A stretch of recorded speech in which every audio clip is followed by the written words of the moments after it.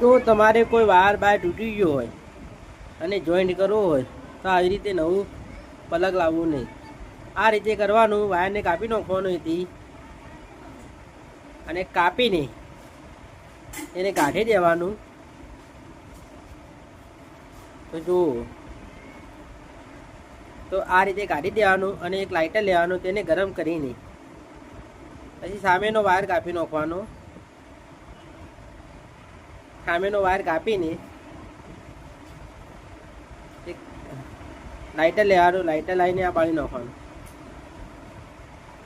તો ત્યાર સુધી યારે જોઈન્ટ કરે ત્યાર સુધી ચેનલ પર નવા હોય તો સબસ્ક્રાઈબ કરી નાખો. સબસ્ક્રાઈબ કરો એવા તમારા ખાતામાં 20 રૂપિયા આવી જાય. તમે ચેનલને સબસ્ક્રાઈબ કરી નાખો. અને જુઓ, આ રીતે બે કટિંગ કરીને